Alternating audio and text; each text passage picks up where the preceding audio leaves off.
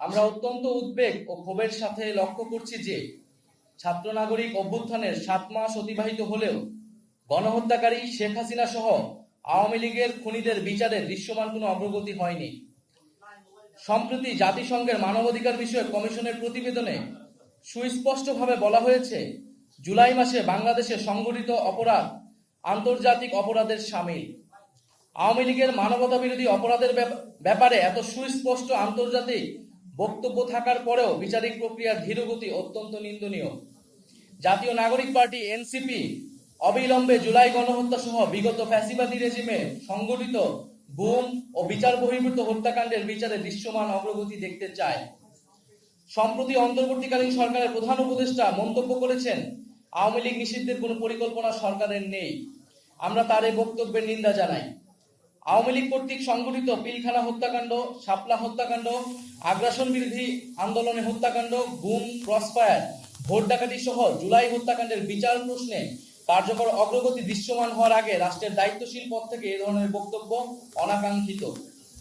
NCP মনে করে বিচারিক কার্যক্রমের পরিণতি দৃশ্যমান হতে হবে।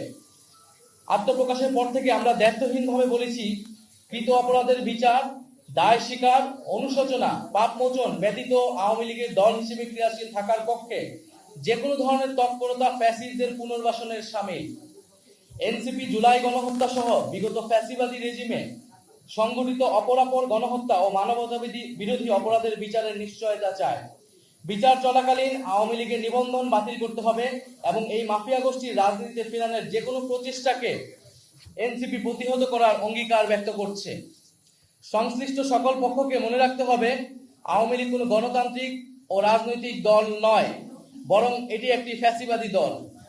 নির্বাচনে ভোটের মাধ্যমে আওয়ামী লীগের পরাজয় ঘটেনি।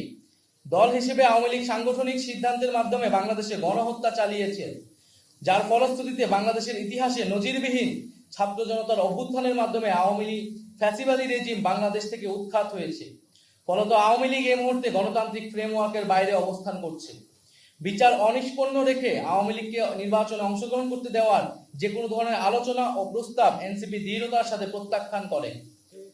আওয়ামী মতাদর্শ, দল এবং মার্কার বিরুদ্ধে বাংলাদেশের জনগণ ৩৬শে জুলাই চূড়ান্ত সিদ্ধান্ত জানিয়ে দিয়েছে।